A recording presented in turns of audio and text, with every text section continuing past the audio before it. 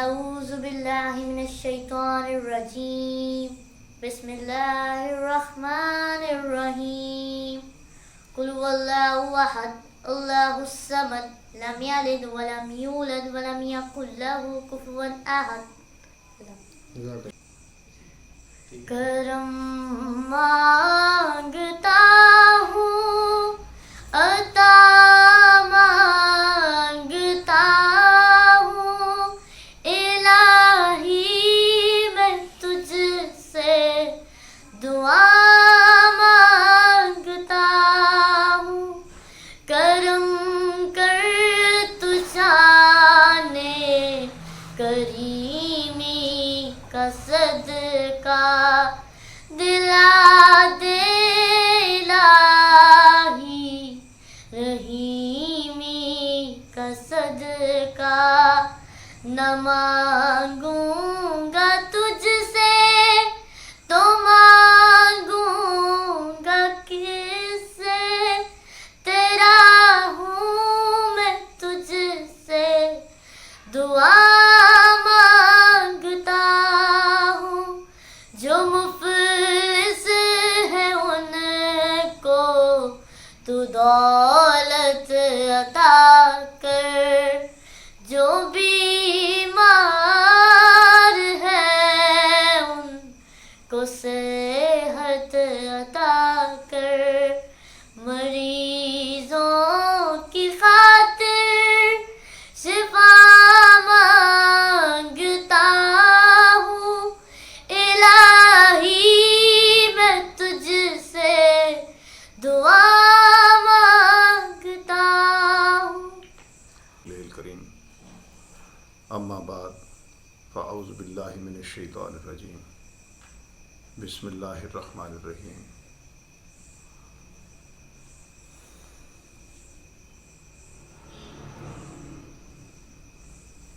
میرے قابل احترام احباب، ہم آج کے ڈائلاگ فورم میں محمد رسول اللہ صلی اللہ علیہ وسلم کی سیرت کے حوالے سے یقیناً اس پہ اپنی وسعت کے مطابق روشنی ڈالنے کی کوشش کریں گے۔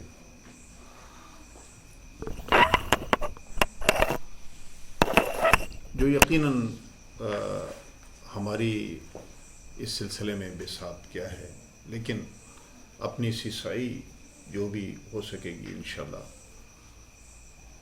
ہم کوشش کریں گے کہ ہم اس کا حق ادا کر سکیں، جو یقیناً بہت مشکل ہے۔ میرے دوستو، محمد رسول اللہ صلی اللہ علیہ وسلم تمام دنیا انسانیت کے لیے یقیناً ایک نمونہ ہے، تمام دنیا انسانیت کے لیے، اور رہتی دنیا تک جب انسانیت محمد رسول اللہ صلی اللہ علیہ وسلم کے متعین کردہ راستوں پر گامزن رہے گی تو یقیناً کامیابیاں اور کامرانیاں اس کا مقدر رہیں گی۔ اس قدر جامع شخصیت کہ تمام یہاں کی جتنی بھی خصوصیات اور صلاحیتیں جس قدر بھی تاریخ میں ان کا مظاہرہ ہوتا رہا ہے، وہ تمام کی تمام سمٹ کر محمد رسول اللہ صلی اللہ علیہ وسلم کی ذات میں یقیناً جمع ہے۔ جیسے ایک شاعر نے کہا، حسن یوسف دم عیسیٰ ید بیضاداری، حسن یوسف دم عیسیٰ ید بیضاداری، آنچ خوباں ہمہ دانا تو تنہا داری۔ اللہ تبارک و تعالیٰ نے حضرت یوسف علیہ السلام کو لاجواب اور لازوال حسن سے نوازا۔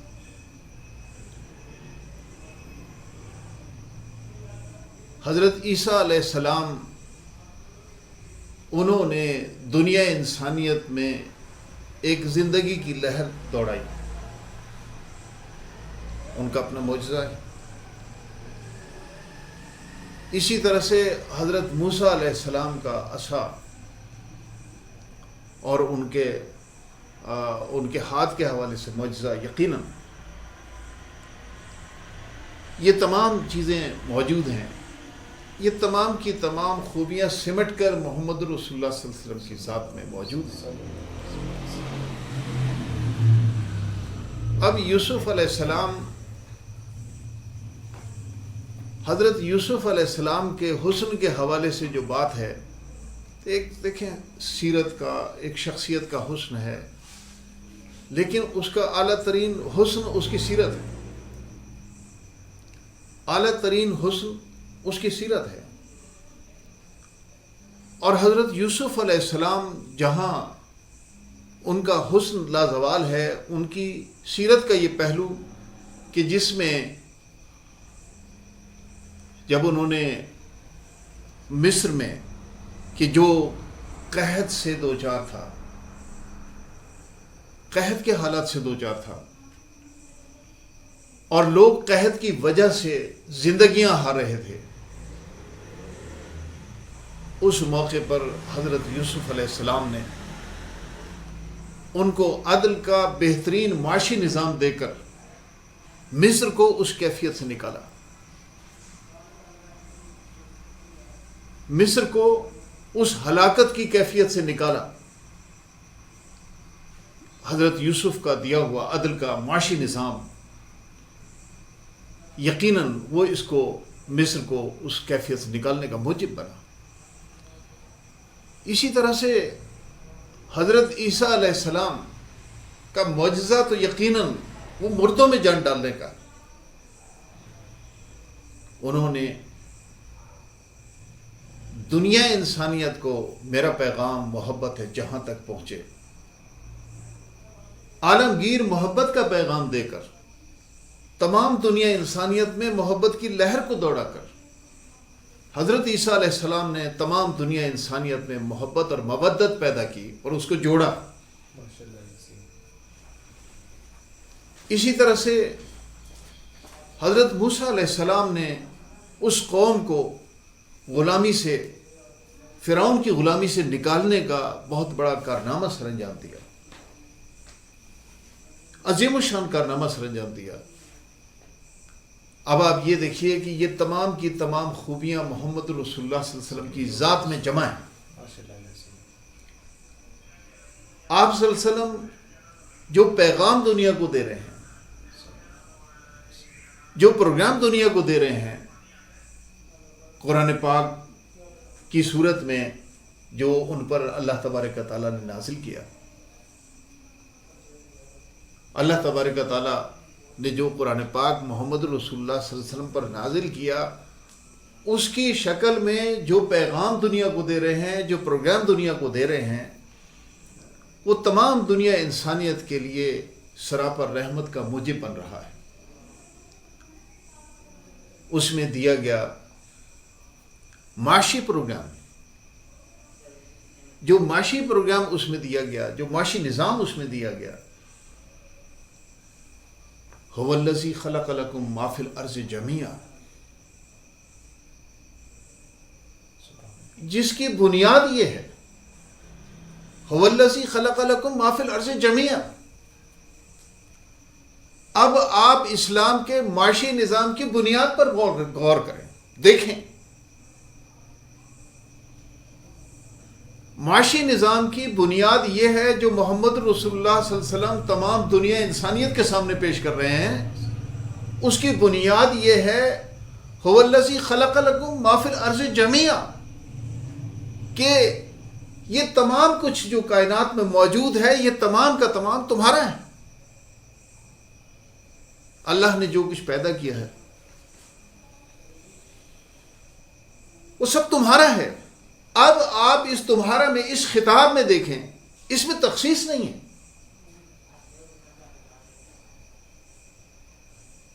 ہمیں بزرگوں سے معلوم ہوا ہر کتاب کا ایک موضوع ہے.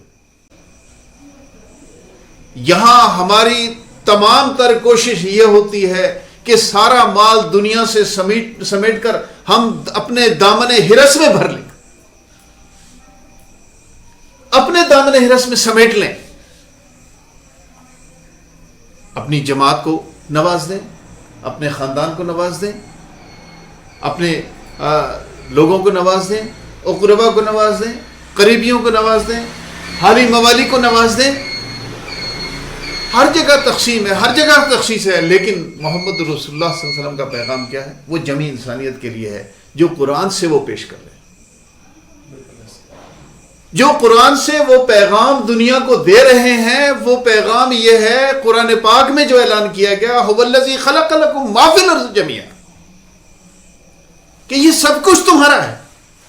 محمد رسول اللہ صلی اللہ علیہ وسلم میرے دوستو اس پیغام کے نقیب ہے. دنیا میں اس پیغام کو لے کر اب آپ دیکھیے، اس مناسبت سے اس کی روشنی میں محمد رسول اللہ صلی اللہ علیہ وسلم نے جو معاشی پروگرام دیا،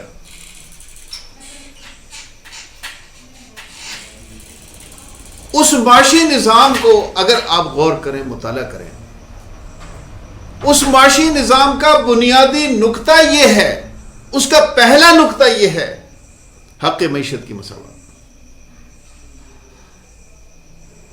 حق معیشت کی مساوات، کہ بھئی معیشت کے وسائل پر تمام کے تمام لوگ شریک ہیں، اس کے وسائل پر سب کا حصہ ہے. یہ ہے حق معیشت کی مساوات، انسانی مساوات. کہ یہ جو ملکی وسائل پر آپ کے معاشرے میں جس قدر وسائل ہیں، وہ تمام کا تمام لوگوں کا اس میں حصہ ہے، وہ مالک ہیں.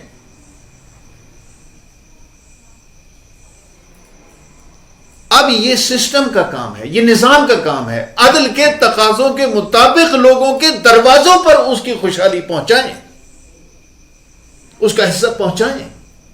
یہ سسٹم کا کام ہے. یہ کیسے ہوگا؟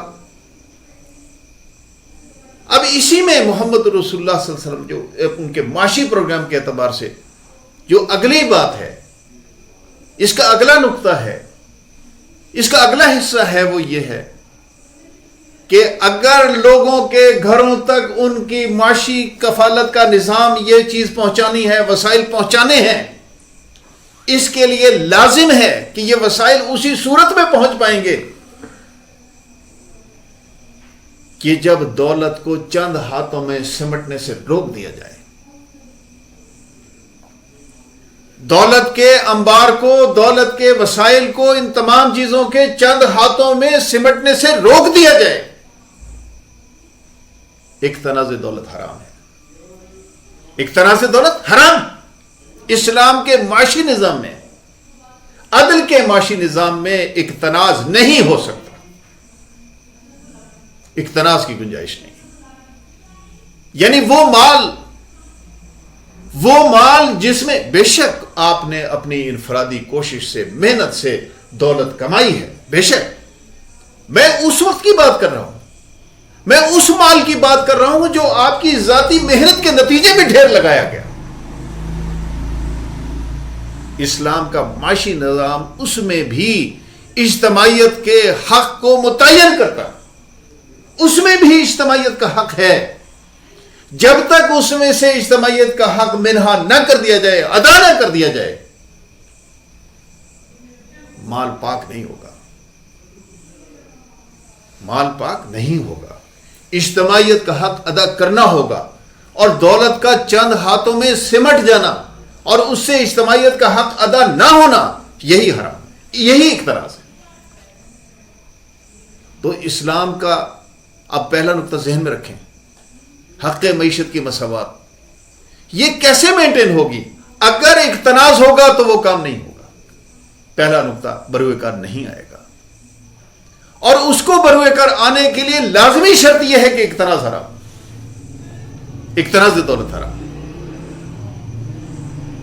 اسی طرح مینز آف پروڈکشن پر اجارہ داری حرام ہے. شاہ ولی اللہ محدث دہلوی رحمۃ اللہ علیہ نے اس کو احتکار کا نام دیا. احتکار حرام ہے، یعنی مینز آف پروڈکشن پر، پیداوار کے ذرائع پر چند لوگوں کا تصرف قائم ہونا، قبضہ ہونا، ان کی اجارہ داری میں جانا.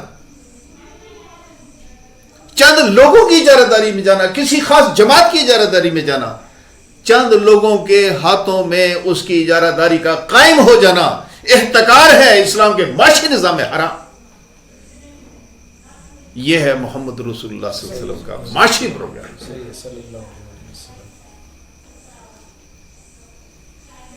حق معیشت کی مساوات کیسے قائم ہوگی؟ لامحدود ملکیت کی اجازت نہیں ہے. لامحدود ملکیت کی اجازت نہیں ہے. اسلام کے معاشی نظام میں لامحدود ملکیت حرام ہے، اس کی اجازت نہیں. ملکیت اجتماعی انفرادی ملکیت، یاد رکھیے، فرد کی ملکیت، انفرادی ملکیت اجتماعی ملکیت کے اجتماعی مفاد کے تابع ہے. اجتماعی مفاد سے ڈائریکٹلی پروپورشنیٹ ہے، اس سے مطابقت میں ہے کہ اگر انفرادی ملکیت اجتماع کے مفاد کے خلاف ہے وہاں اس پر قدغن لگے گی، وہاں وہ کٹے گی، وہیں پر انقطاع ہوگا، اس کو روک دیا جائے گا. لہذا انفرادی ملکیت کو اجتماعی مفاد سے مطابقت میں رہنا ہوگا. اگر آپ نے اسلام کا عدل کا معاشی نظام رکھنا ہے تو انفرادی ملکیت کو اجتماعی مفاد سے مطابقت میں رکھنا ہوگا. میرے دوستو، محمد رسول اللہ صلی اللہ علیہ وسلم نے دنیا کو یہ معاشی نظام دیا. اس معاشی نظام کا عالم یہ تھا، اس معاشی نظام کا نتیجہ یہ تھا کہ ایک وقت آیا، وہی معاشرہ کہ جہاں پر ان ابتدائی لوگوں نے، ان پائنیئرز نے، ایک وقت یہ بھی تھا کہ پیٹ سے پتھر باندھے ہوئے تھے. ایک صحابی رضی اللہ تعالیٰ عنہ، انہوں نے آ کر بھوک سے، جو ان کا عالم تھا کہ نڈھال ہو کر اور قائم رہنے کے لیے پیٹ سے ایک پتھر باندھا ہوا تھا، محمد رسول اللہ صلی اللہ علیہ وسلم کو دکھایا کہ میری یہ کیفیت ہے کہ میں نے ایک پتھر پیٹ سے باندھا ہوا ہے کہ قائم رہوں. محمد رسول اللہ صلی اللہ علیہ وسلم نے محمد رسول اللہ صلی اللہ علیہ وسلم نے جب اس کو دکھایا تو آپ صلی اللہ علیہ وسلم کے 2 پتھر بندھے ہوئے تھے. تو میرے دوستو، ایک وقت یہ بھی تھا کہ پیٹ سے پتھر باندھ کر قائم رہنے کی کوشش کی گئی، اور ایک پھر وقت وہ بھی تھا کہ زکوٰۃ دینے والے زکوٰۃ لیے پھرتے تھے کہ کوئی زکوٰۃ لینے والا ہو، اور زکوٰۃ لینے والا نہیں ملتا تھا. خوشحالی کا عالم یہ تھا، لوگوں کے خود کفیل ہونے کا عالم یہ تھا، اس مقام پر پہنچنے کا عالم اس معاشی نظام کے نتیجے میں. تو میرے دوستو، محمد رسول اللہ صلی اللہ علیہ وسلم کے انقلابی پروگرام کا یہ ایک پہلو ہے جو انتہائی عظیم الشان. ہم نے تاریخ میں یہ پڑھا، جیسے میں نے آپ سے شروع میں عرض کیا کہ حضرت یوسف علیہ السلام نے کمال کا نظام دیا. حسن یوسف دم عیسیٰ ید بیضا داری، آنچ خوبہ ہمدانا تو تنہا داری. واقعی یہ درست بات، یہ حقیقت.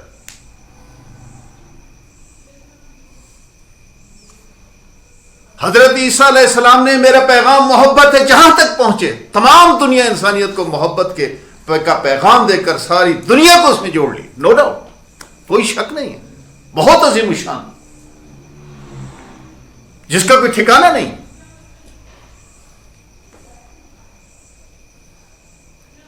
محمد رسول اللہ صلی اللہ علیہ وسلم، آپ رحمت کا عالم دیکھیے.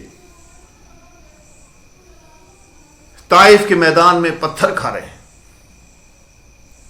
طائف کے میدان میں پتھر پڑ رہے ہیں، بچے پیچھے لگا دیے گئے ہیں، دیوانہ کہا جا رہا ہے، لہو لہان کر دیا گیا ہے، اور فرشتہ کھڑا ہے کہ آپ حکم دیجئے کہ ان طائف کے پہاڑوں کے درمیان ان کو مسمار کر کے رکھ دوں.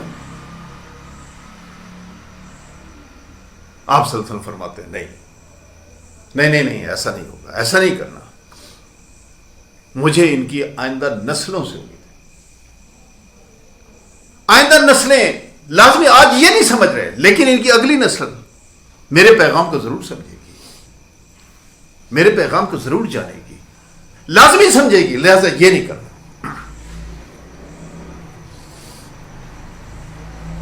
اور پھر میرے دوستو، یہ اب سامنے کون ہیں جن کے لیے روک رہے ہیں؟ وہ کہ ان کے عقیدے کے لوگ ہیں؟ نہیں، کفر عقیدے، شرک کے عقیدے پر ہیں۔ لیکن نبی اکرم صلی اللہ علیہ وسلم کی رحمت کا عالم یہ وہ تمام انسانیت کے لیے ہے۔ آپ کو میں بتاتا چلوں، محمد رسول اللہ صلی اللہ علیہ وسلم کی محبت کا یہ پیغام جميع انسانیت کے لیے ہے، یاد رکھیے۔ وحدت کا یہ پروگرام تمام انسانیت کے لیے ہے، تمام انسانیت کو وحدت میں پرونا ہے، وحدت میں سمونا ہے۔ آپ ان کی زندگی سے اس کا مظاہرہ آپ دیکھ سکتے ہیں۔ ابھی حضرت عباس رضی اللہ تعالیٰ مسلمان نہیں ہیں، مسلمان نہیں ہوئے، تو یہ ہجرت کے موقع پر جب مدینہ کو یہ وہ بیعت عقبہ ثانی اس موقع پر جو بیعت ہو رہی ہے، اس موقع پر اس مشاورت میں حضرت عباس رضی اللہ تعالیٰ نے موجود ہیں۔ اب آپ یہ دیکھیے کہ جبکہ وہ ابھی مسلمان نہیں ہیں، نبی اکرم صلی اللہ علیہ وسلم کو معلوم ہوا کہ حبشہ میں جن مسلمانوں نے پناہ لے رکھی ہے، جن مسلمانوں نے پناہ لے رکھی ہے، ان کو اب یہ کفار مکہ کو اطلاع ہو گئی ہے کہ نجاشی جس نے پناہ دی تھی اس کا انتقال ہو گیا، وہ مر گیا۔ اب یہ دوبارہ کوشش کر رہے ہیں کہ کسی طرح سے جا کر ان مسلمانوں کو، پناہ گزینوں کو حاصل کر لیں، اس کی یہ کوشش کر رہے ہیں۔ محمد رسول اللہ صلی اللہ علیہ وسلم کے علم میں جب یہ بات آئی تو آپ صلی اللہ علیہ وسلم نے ان کے ایک وہیں کے مکہ کے نام ابھی میرے ذہن میں نہیں آ رہا، عتبہ بن امیہ غالباً ان کا نام تھا، تو غالباً یہ نام تھا۔ اس موقع پر ابھی وہ مسلمان نہیں ہیں، لیکن ان کا رویہ اسلام کے لیے ماندانہ بھی نہیں ہے، نبی اکرم صلی اللہ علیہ وسلم پر اعتماد ہے۔ آپ صلی اللہ علیہ وسلم ان کی ذمہ داری لگاتے ہیں، ان کی ذمہ داری لگاتے ہیں کہ آپ حبشہ جائیں اور نیا نجاشی آیا ہے اس کو باز رکھیں کہ وہ مسلمانوں کو، پناہ گزینوں کو ان کے حوالے کرے، کفار مکہ کے حوالے۔ اس چیز سے روکنے کے لیے آپ صلی اللہ علیہ وسلم ایک غیر مسلم ہیں، ان کو اس کام کے لیے ڈیٹیل کرتے ہیں۔ تو میرے دوستو، اس سے معلوم ہوتا ہے کہ امور کی انجام دہی کے حوالے سے آپ نے پہلا مظاہرہ دیکھا،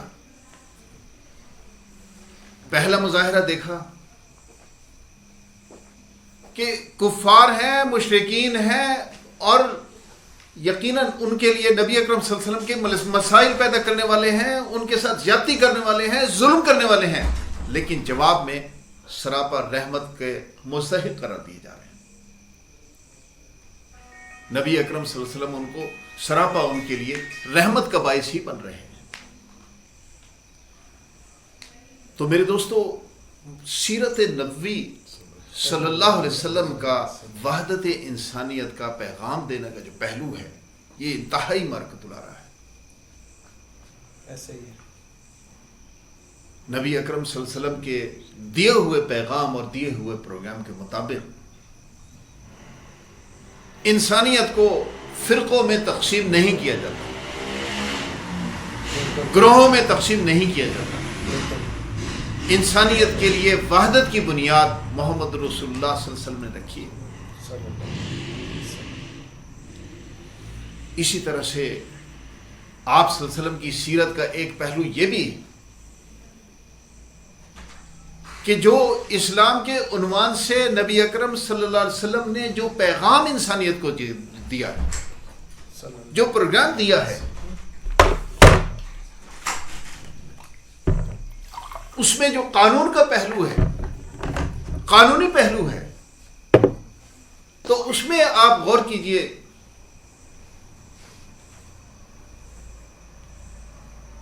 اسلام کے پروگرام میں ایک مرکۃ العارا چیز اجتہاد کا اصول ہے.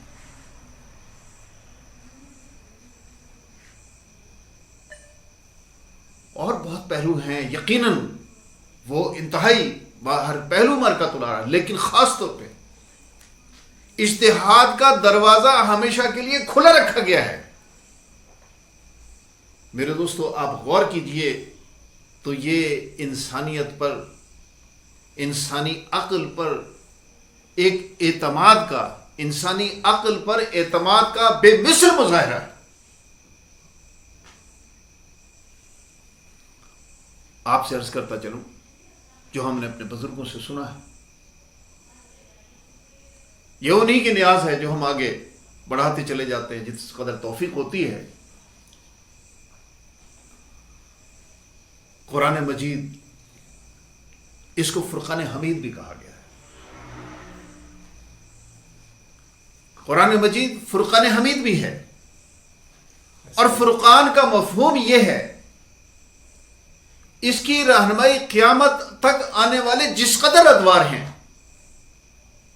ان تمام ادوار کے لیے قرآن مجید رہنمائی کا موجب ہے. اس میں وہ رہنمائی موجود ہے. قیامت تک آنے والے ادوار کے لیے قرآن پاک میں رہنمائی موجود ہے، رہنمائی کی بنیادیں موجود ہیں، رہنمائی کے سوتے اس میں موجود، اسی سے نکلے. ایسے ہی ہے. اب ہر دور کے اعتبار سے، کیونکہ زمانہ دور چل رہا ہے، قرآن پاک میں ہی اللہ تبارک تعالیٰ کا ارشاد ہے کل یوم ہوا فی شان. قدرت ہر لحظہ ایک نئی شان سے ظہور پذیر ہے. قدرت ہر لحظہ ایک نئی شان سے ظہور پذیر ہے. اللہ تبارک تعالیٰ جب بھی اپنی نئی قدرت کا اظہار کرتے ہیں، کائنات کے تقاضے بدل جاتے ہیں. جب کائنات کے تقاضے بدلتے ہیں تو معاشروں کے تقاضے بھی بدل جاتے ہیں. تبدل زمانہ کے اعتبار سے رہنمائی کیا ہے جو درکار ہے انسانیت کو، اس کا اہتمام قرآن مجید میں موجود ہے. اسی کو فرقان کا، یہی فرقان. اور یہ انسانیت پر اتنا بڑا انعام ہے جس کو پیش کرنے والے محمد رسول اللہ صلی اللہ علیہ وسلم، کہ جو قانون انہوں نے دنیا انسانیت کو دیا، قانون کی شکل میں جو پیغام انہوں نے دنیا انسانیت کو دیا، تو اس میں یہ اجتہاد کا پہلو انتہائی مرکۃ العارا ہے کہ جو انسانی عقل پر کہ بہت بڑے اعتماد کا مظہر ہے کہ ہمارے مجتہدین جنہوں نے اپنی عقل کو، جنہوں نے اپنی جزوی عقل کو ترقی دے کر مقام وجدان تک پہنچایا ہوا ہوگا، عقل کے اس مقام پر پہنچایا ہوا ہوگا کہ جہاں جزوی عقل عقل کل سے ارتباط پیدا کر لیتی ہے، اس مقام پر پہنچنے والے لوگ مجتہدین، یہ ان کا فریضہ ہوگا، یہ ان کا کام ہوگا کہ فرقان حمید کے اعتبار سے وہاں سے رہنمائی عہد کے لیے، وقت کے لیے جو درپیش ہے، اس دور میں تبدل زمانہ کے اعتبار سے وہاں سے رہنمائی دنیا کے سامنے لا کر پیش کر. تو میرے دوستو، یہ ساری وہ خوبیاں ہیں جو ہم وہاں انبیاء علیہ السلام میں الگ الگ دیکھتے ہیں موجود، اور محمد رسول اللہ صلی اللہ علیہ وسلم کے ہاں جامع نوعیتوں میں موجود ہیں. جیسے وہ قرآن پاک میں ایک آیت ہے کہ لَقَدْ كَانَ لَكُمْ فِي رَسُولِ اللَّهِ أُسْوَةٌ حَسَنَةٌ. لَقَدْ كَانَ لَكُمْ فِي رَسُولِ اللَّهِ أُسْوَةٌ حَسَنَةٌ. محمد رسول اللہ صلی اللہ علیہ وسلم کی ذات اقدس، یہ وہ ذات ہے جو تمہارے لیے بہترین نمونہ ہے. یہ بہترین نمونہ ہے تمہارے درمیان.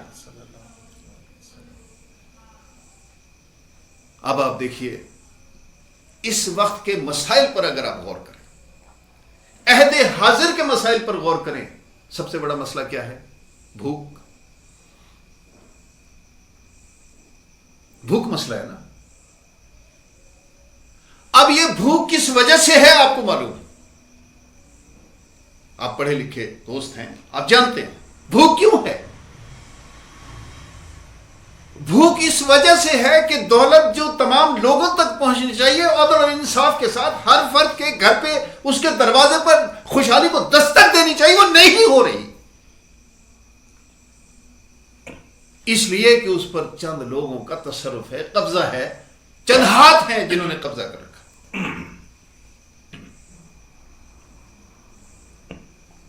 اگر اسلام کا معاشی نظام ہوگا تو یہ کیفیت نہیں ہوگی. بر صغیر پاک و ہند میں جب تک معیشت عدل کی بنیادوں پر تقسیم ہو رہی تھی، خوشحالی عام تھی. ہندوستان سونے کی چڑیا دنیا میں مشہور تھا یا نہیں؟ دنیا ہندوستان کو سونے کی چڑیا کے اعتبار سے جانتا تھا.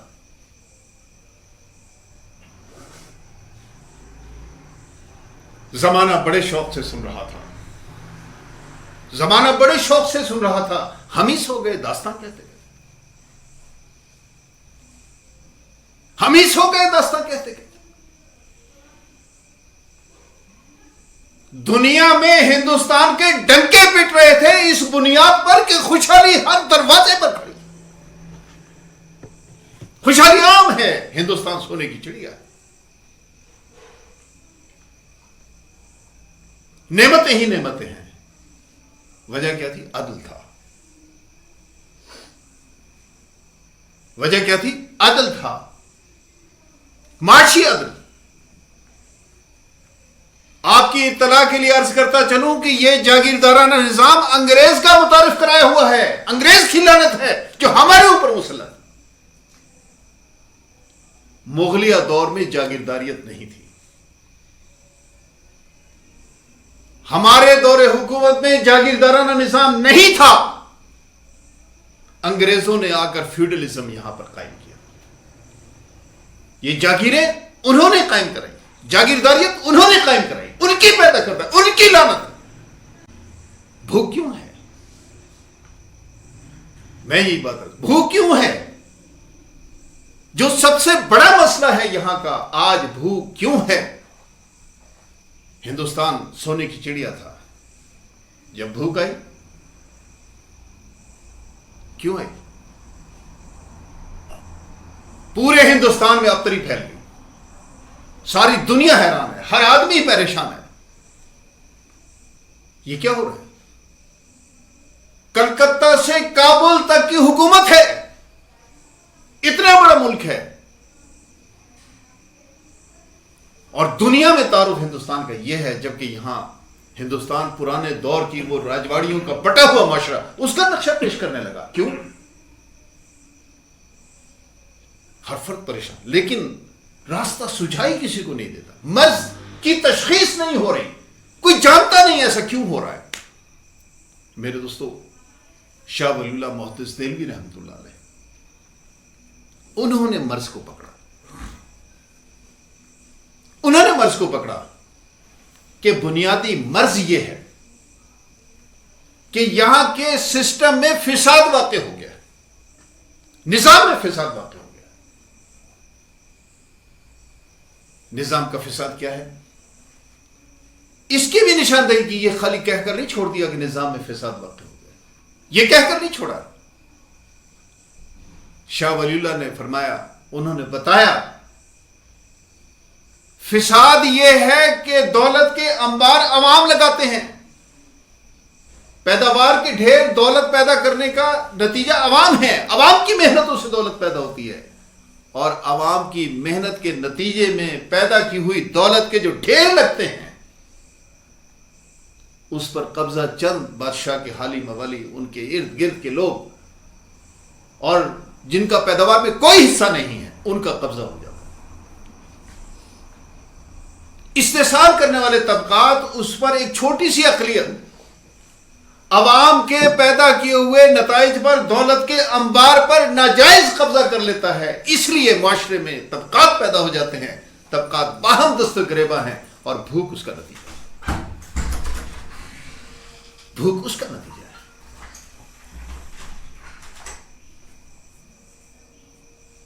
اس کا تدارک شاہ ولی اللہ محدث دہلوی رحمۃ اللہ. دیکھیں اب اس مقام پر آپ غور کیجیے. یہ مرض کس نے پکڑا؟ شاہ ولی اللہ محدث دہلوی رحمۃ اللہ نے، جو اس دور کے مجتہد ہیں. اب اس دور میں وہ رہنمائی پیش کر رہے ہیں، رہنمائی دے رہے ہیں. وہ بتا رہے ہیں محمد رسول اللہ صلی اللہ علیہ وسلم کے ہی سپاہی ہیں.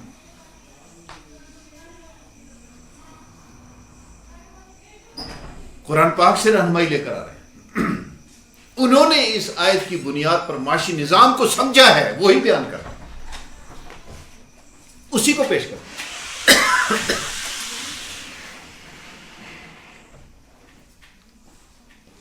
اس کا حل کیا ہے؟ شاہ ولی اللہ رحمۃ اللہ علیہ واضح ارشاد فرما رہے ہیں کہ اس کا حل ایک ہی ہے، فک کل نظام. ان معاشی نظاموں کے، باطل معاشی نظاموں کو، باطل سیاسی نظاموں کو، باطل معاشرتی نظاموں کو، باطل سماجی نظاموں کو، تمام کے تمام باطل نظاموں کو تیو بالا کرنا، توڑ دو. دوسرا کوئی نہیں.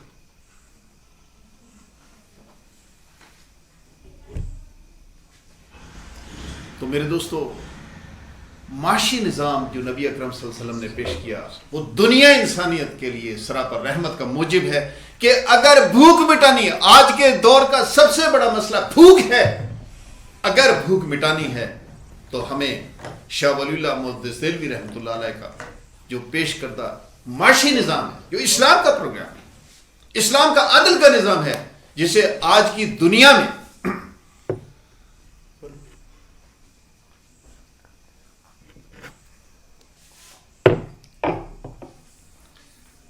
آج کی پولیٹیکل سائنس کی زبان میں، آج کے پڑھے لکھے نوجوان کے لیے ہم اس کو شاہ ولی اللہ محدث دہلوی رحمۃ اللہ علیہ کا سوشلزم کہتے ہیں.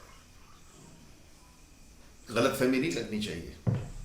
سوشلزم کیا ہے اس بات کو بھی سمجھ لیں، کوئی ہوا نہیں، پروپیگنڈا ہے. سوشلزم کیا ہے؟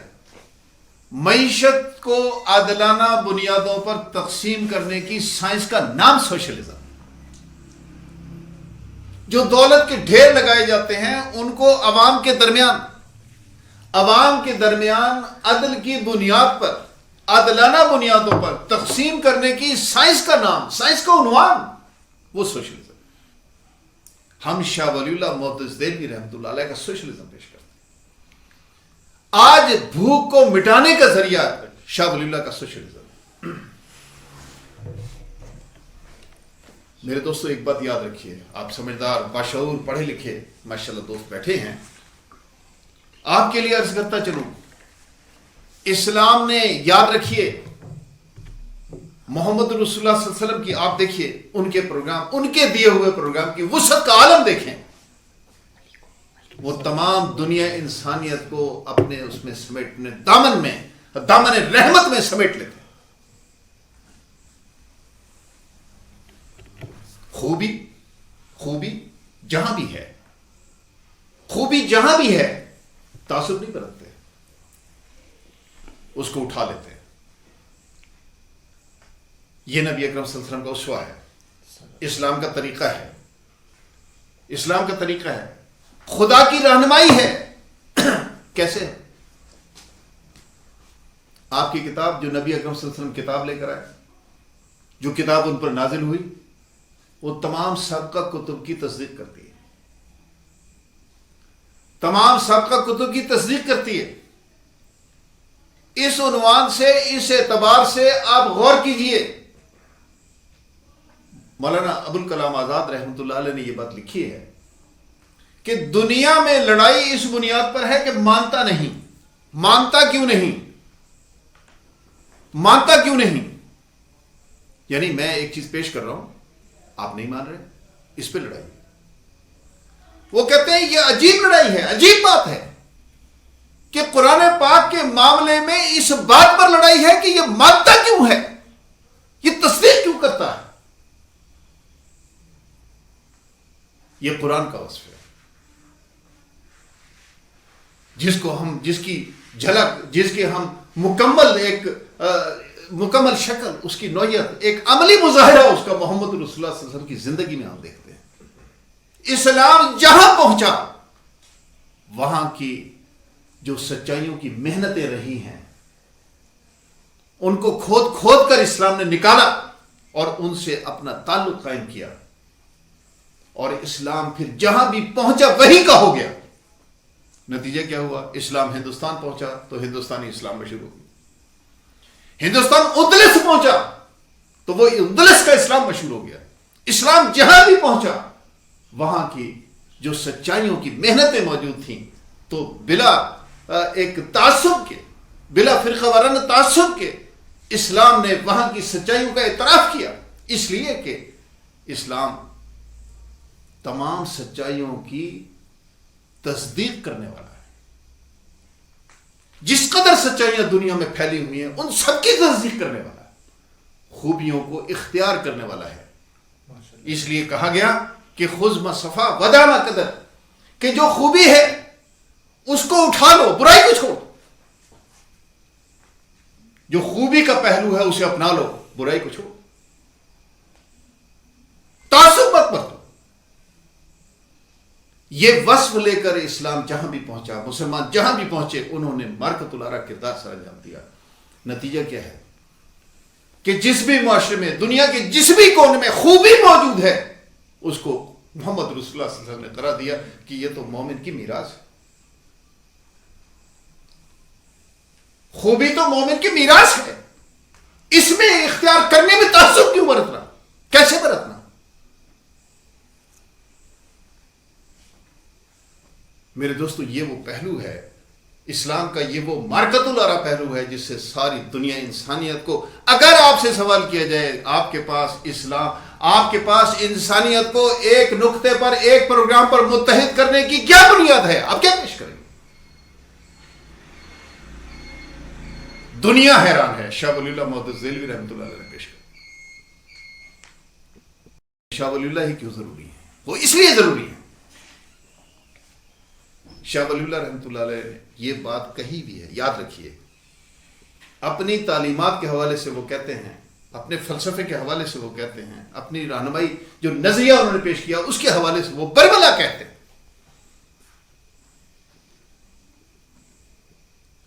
میری تعلیمات کے ماخذ کیا ہیں؟ کتاب اللہ، محمد رسول اللہ صلی اللہ علیہ وسلم کی لائی ہوئی کتاب قرآن مجید۔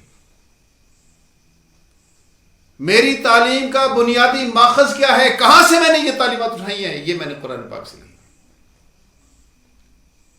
کس کو پیش کر رہا ہوں؟ قرآن پاک کو پیش کر رہا ہوں۔ میری تعلیمات کا دوسرا ماخذ سیرت رسول اللہ صلی اللہ علیہ وسلم، اسوہ نبوی صلی اللہ علیہ وسلم، یہ ہے۔ میری تعلیمات کا ماخذ جماعت رسول اللہ، صحابہ کرام کی جماعت۔ میری تعلیمات کے یہ ماخذ ہیں، ان ماخذ کے اعتبار سے دنیا کو پیش کیا کر رہے ہیں، غور کیجئے۔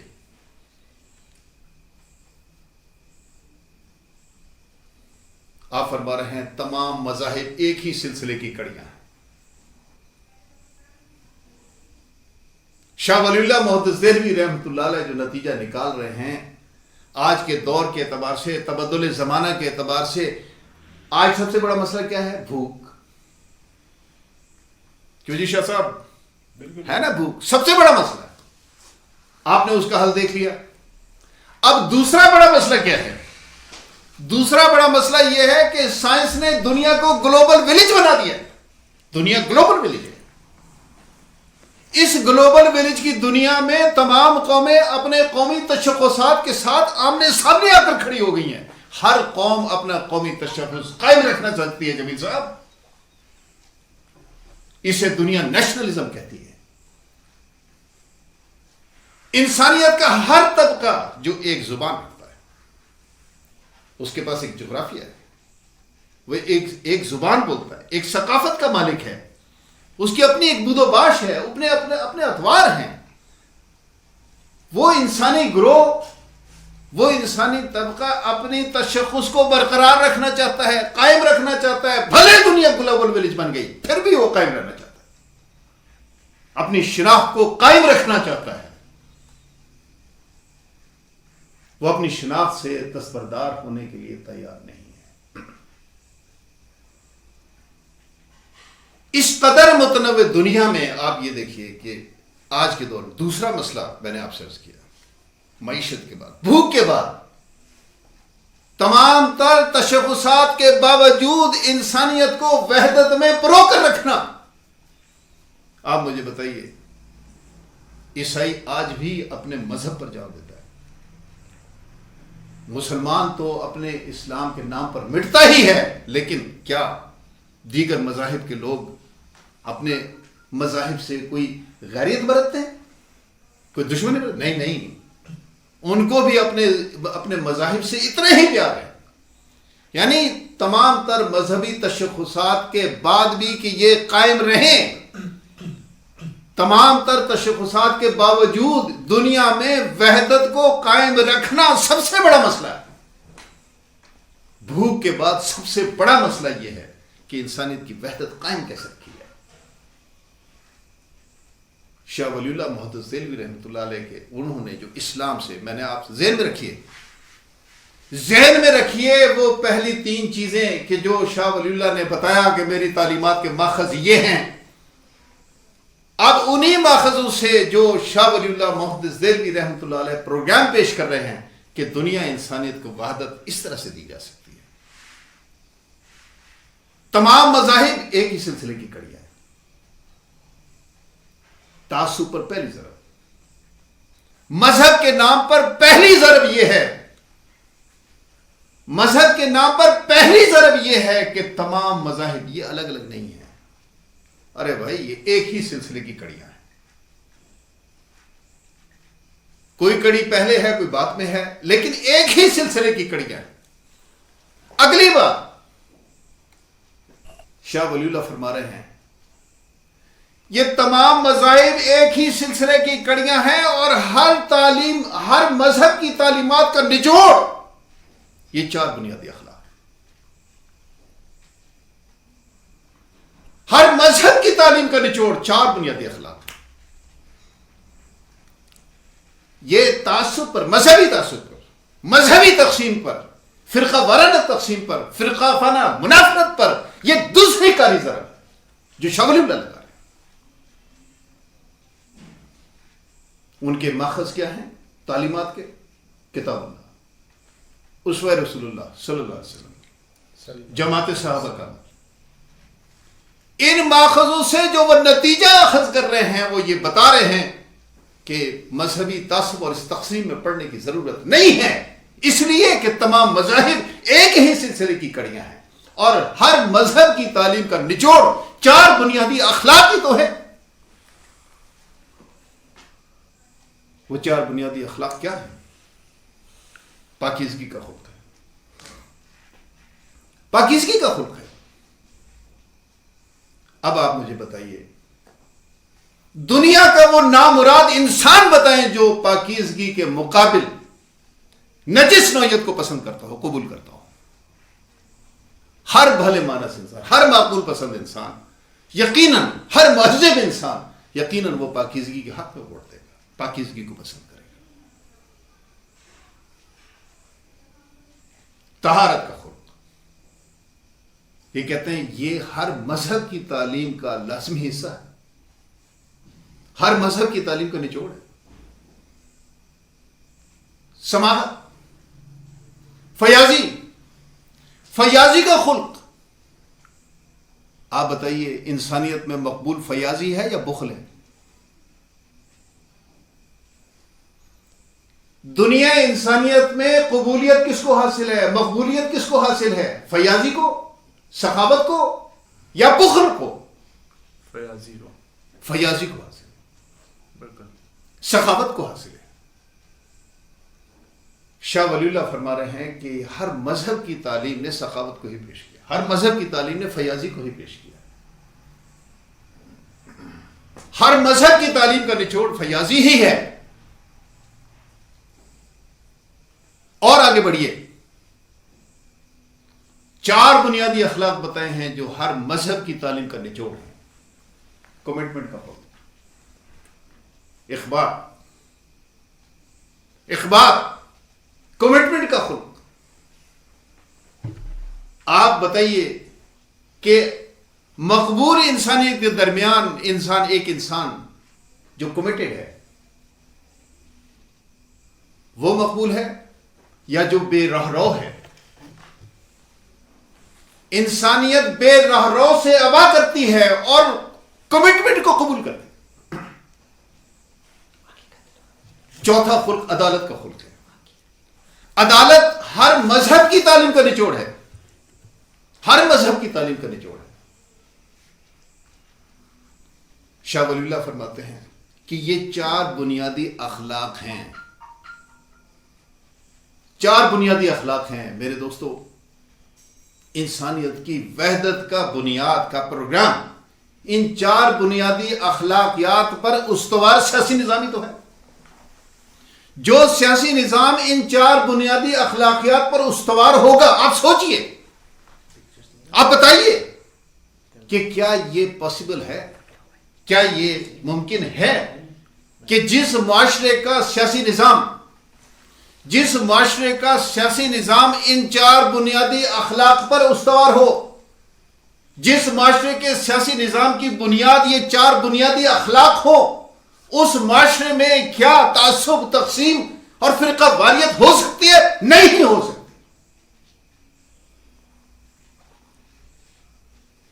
ممکن ہی نہیں، پاسبل ہی نہیں.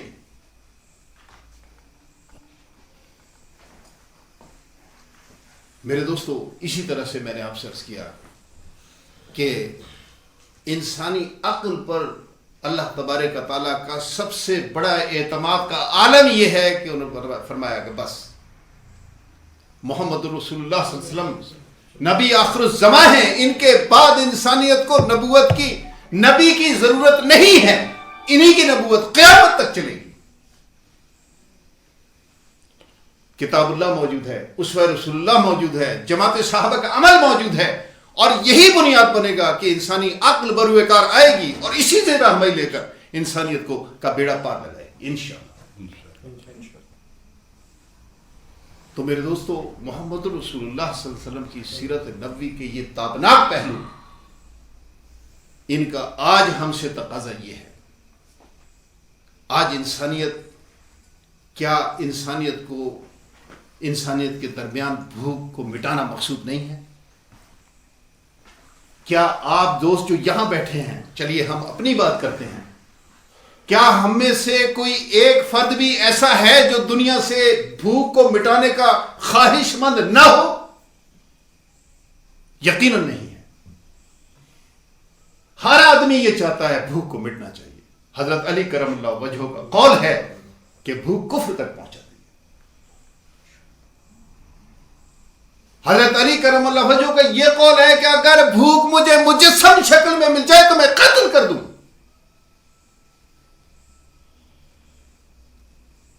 اتنی ہلاکت خیز چیز ہے، ایمان چھین لیتی ہے. اس سے بڑھ کر ظلم کیا ہوگا؟ بھوک کو اگر مٹانا ہے تو یقیناً آپ کو شاہ ولی اللہ محدث دہلوی رحمۃ اللہ علیہ کا سوشلزم اختیار کرنا ہو. اسی طرح سے وحدت انسانیت کا نظریہ، آج جو دنیا تقسیم ہے، جو دنیا بٹی ہوئی ہے، جس کے نتیجے میں امن و نقا ہے، امن پید ہے، اگر ہمیں وحدت کی کلید مل جائے، اگر ہم اس پروگرام کے علمبردار بن جائیں، اگر اس پروگرام کو ہم غالب کر دیں، تو کیا یہ دنیا ہی جنت بے نظیر کا مظاہرہ نہیں کرے گی؟ میرے دوستو، اسی طرح سے تبدل زمانہ کے اعتبار سے قدم قدم پر یقیناً یاد رکھیے، آخری بات عرض کر رہا ہوں، جو معاشرہ تبدیلیوں کو قبول کرنا بند کر دیتا ہے، جو معاشرہ تبدیلیوں کو قبول کرنے سے انکار کر دیتا ہے، وہ معاشرہ جمود کا شکار ہو جاتا ہے، اور وہ جمود انقلاب کے ذریعے سے ہی توڑا جاتا ہے۔ اس وقت ہم پوری دنیا، خاص طور پہ ہمارا معاشرہ، اس کیفیت سے دوچار ہیں، لہذا اس جمود کو توڑنے کے لیے ہمیں شاہ ولی اللہ معتز دہلوی رحمۃ اللہ علیہ کا جو سوشلزم، ہمیں اس کو بنیاد بنا کر یہاں پر شاہ ولی اللہ کے فلسفہ و فکر پر استوار سوشلزم کا انقلاب برپا کرنا ہوگا۔ آج سیرت النبوی کو عملی طور پر بروئے کا لانے کا پہلو اور عملی تقاضا یہی۔ میرے دوستو، اس دعوت کے ساتھ ہی وآخر دعوانا الحمدللہ۔